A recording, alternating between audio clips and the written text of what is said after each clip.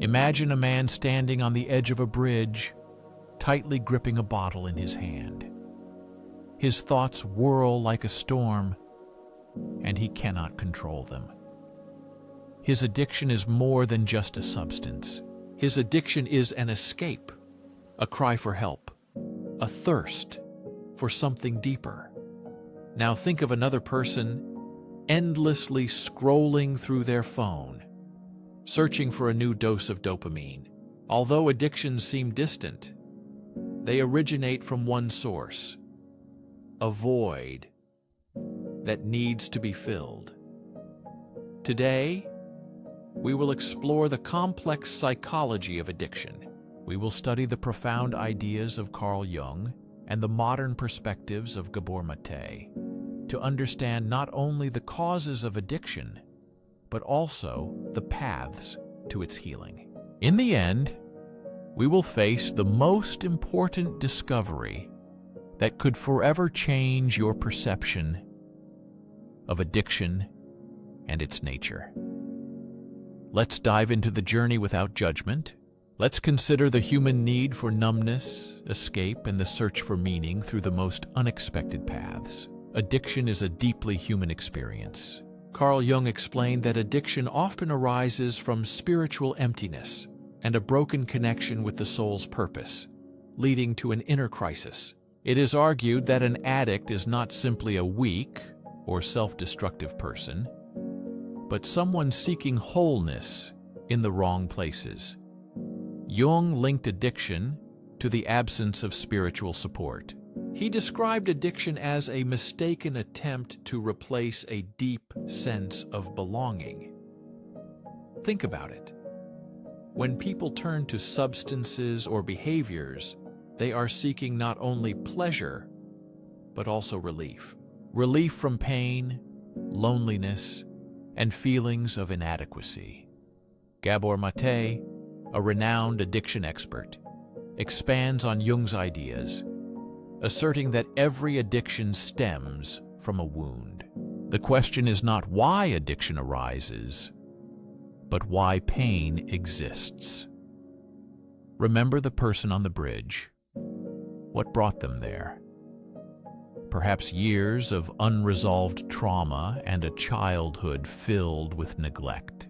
Addiction becomes a survival mechanism, a way to cope with the unbearable. It is not a choice, but a response to deep inner pain. But where does this pain come from? According to Maté, this pain often begins in childhood.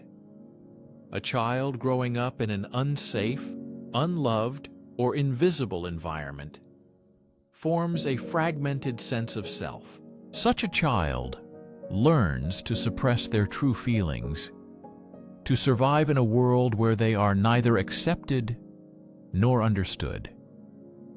This is the root of many addictions and inner pain. People often change their behavior to gain approval or avoid conflicts.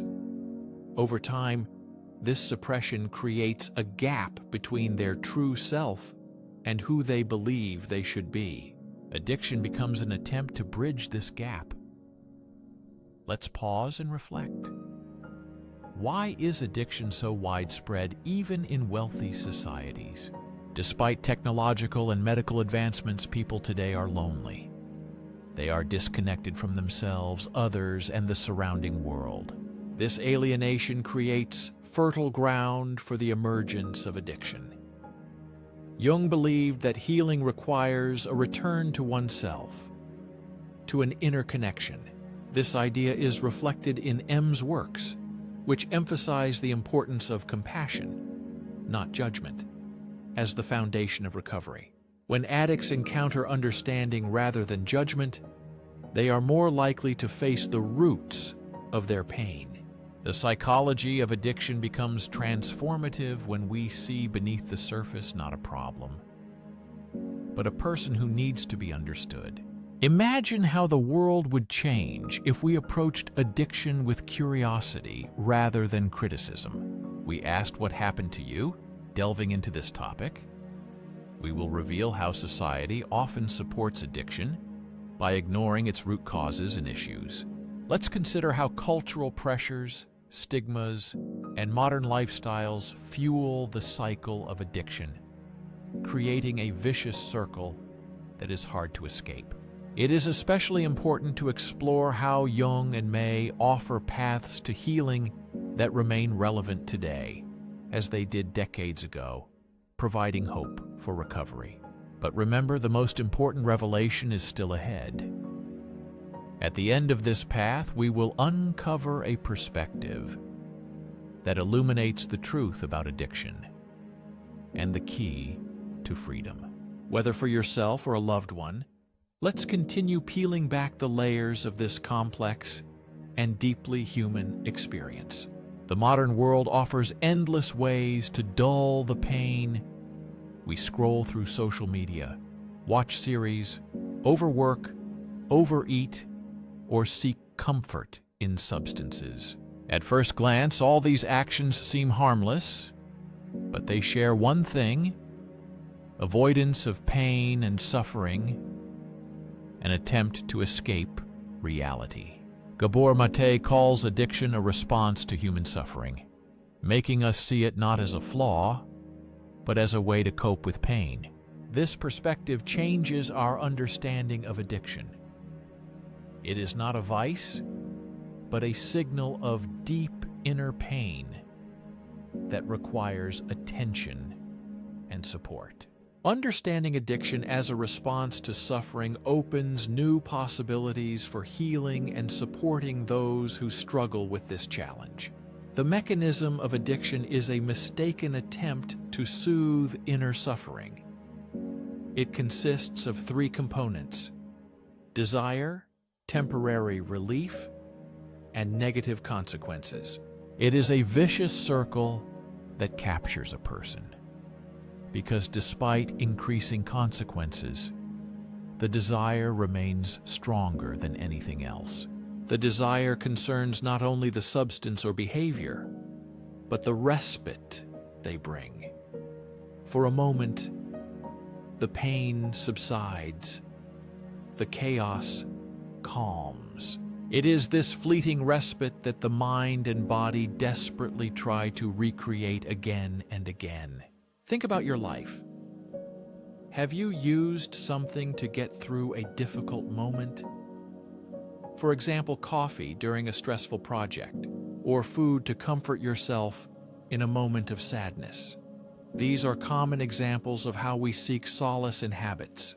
The main difference between a habit and an addiction is how much it consumes us and starts to control our lives instead of serving us. Carl Jung believed that the addict's desire to regain wholeness is a spiritual problem. In his opinion, a society focused on material success and external recognition often neglects the needs of the soul. In one of his most important works, Jung emphasized the necessity of paying attention to a person's inner world. A well-known case: Jung treated a man whose alcohol addiction had driven him to the brink of despair. Jung explained that the true goal was not alcohol, but spiritual awakening. This was the beginning of the idea that addiction is healed through addressing the deep spiritual void it tries to fill. Here, Jung's ideas intersect with Gabor Maté's view on trauma. Maté argues that addiction is rooted in a disconnection from oneself. This rupture begins in childhood, when a child is forced to adapt to circumstances that do not meet their needs. For example, a child raised in chaos or violence learns to suppress emotions to survive, which gradually leads to a loss of authenticity. As we grow up, we unconsciously carry these wounds, seeking ways to avoid the pain of the rupture.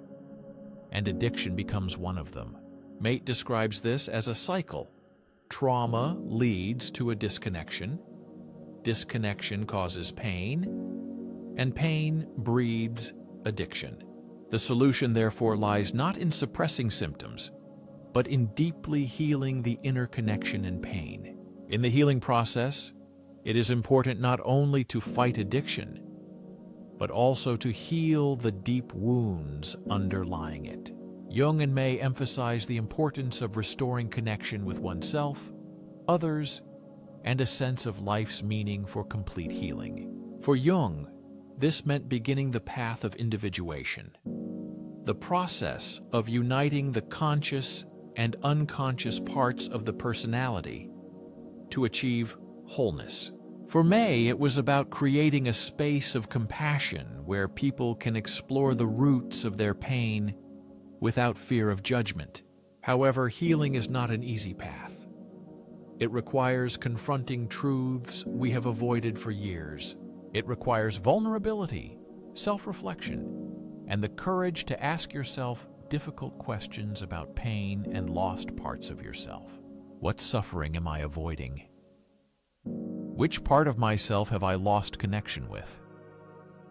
And perhaps the hardest question, am I ready to embrace the discomfort of healing? Imagine a world where these questions are answered not with shame, but with understanding and compassion. Where addiction is not a label, but a prism through which we see human nature with greater kindness. This is the vision Jung and Maté invite us to, a path of acceptance and deep compassion.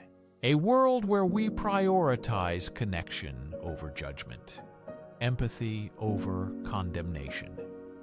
The path to recovery is not straight. It is full of obstacles and doubts. There are moments when the pain seems unbearable.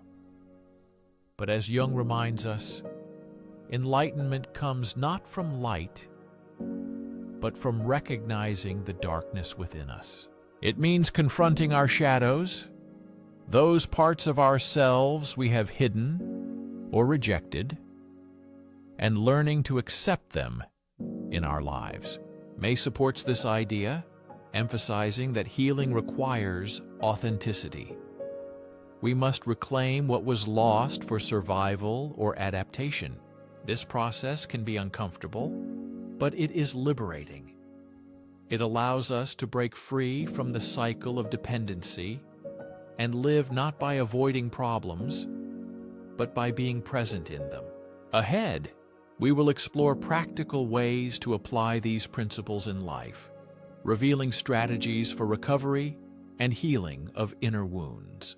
We will build resilience to cope with life's challenges without returning to addiction.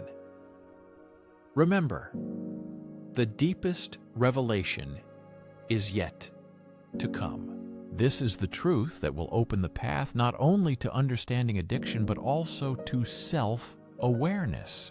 To truly understand addiction, we need to shift focus from symptoms to the source. Addiction is often seen as the problem itself, though it is actually a symptom of something deeper.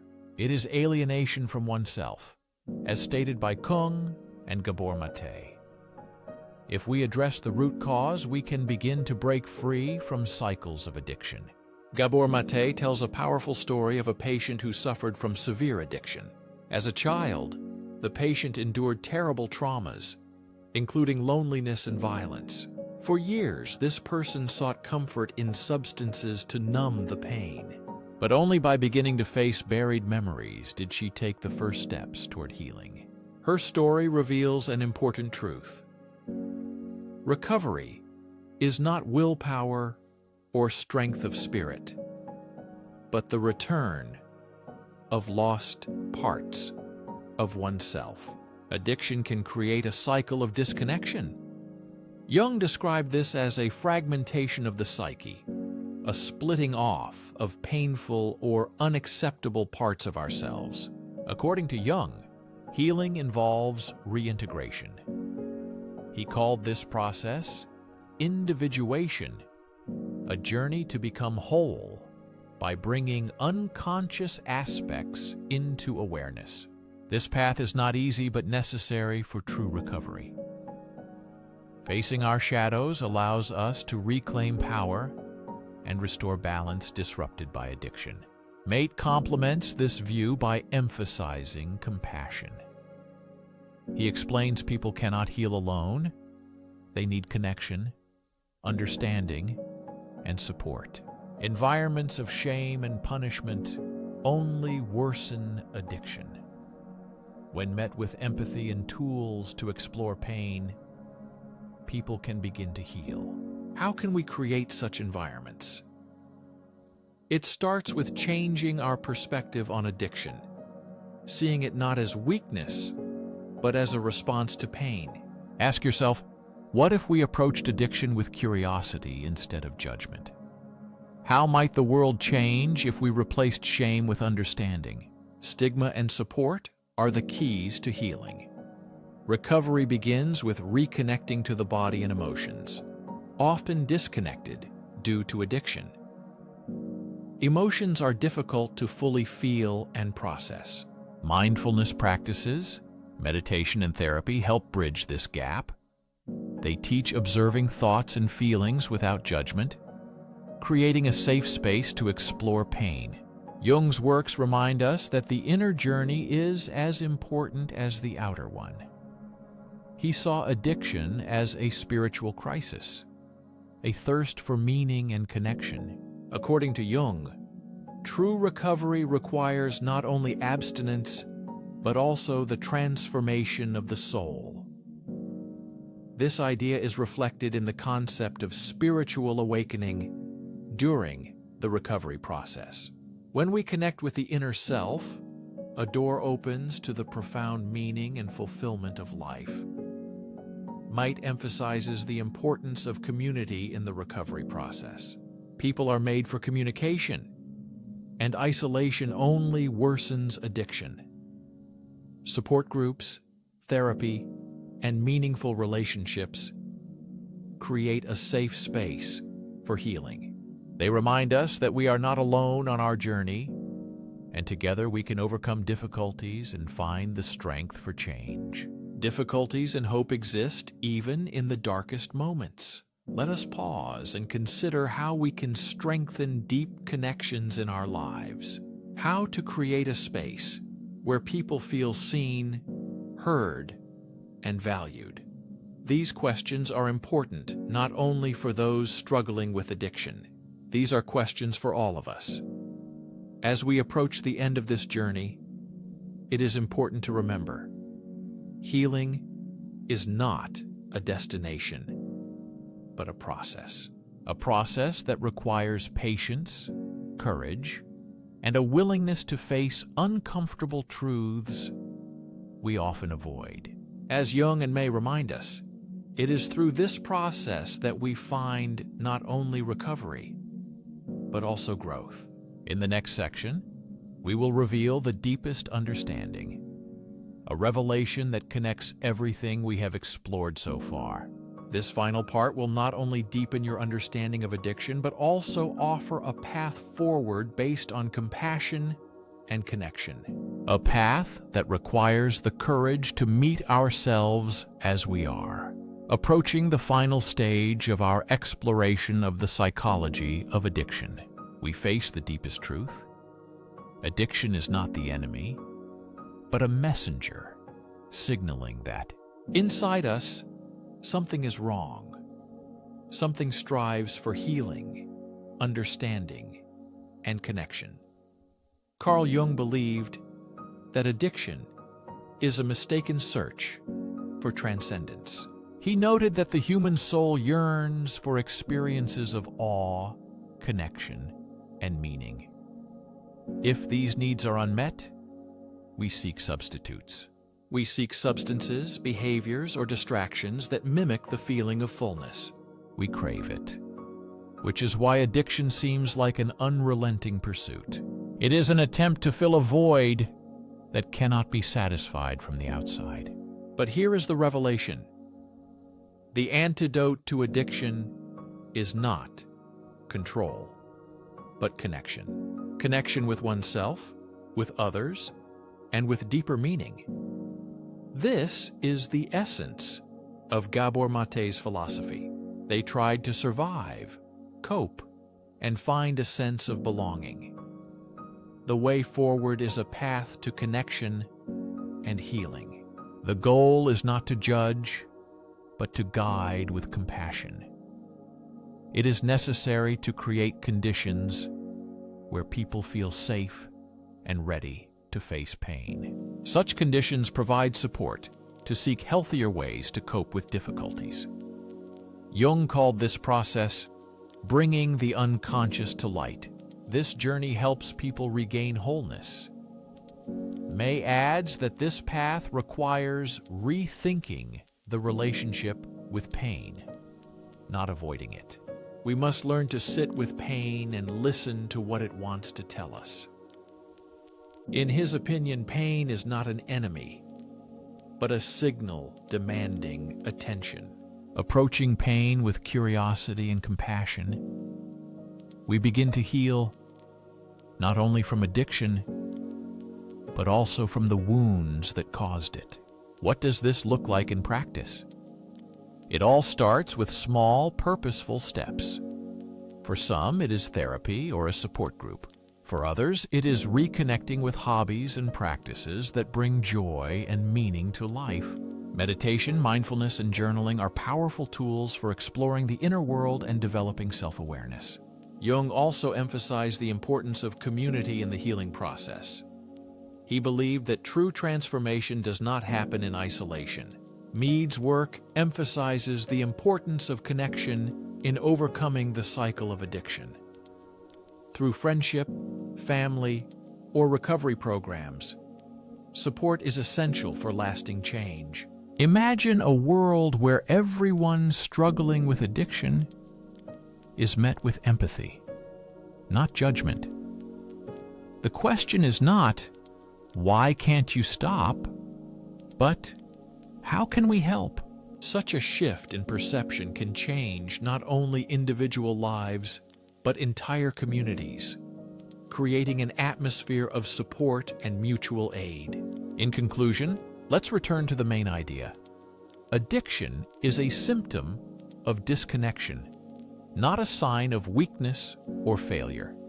It reflects unmet needs and unhealed wounds.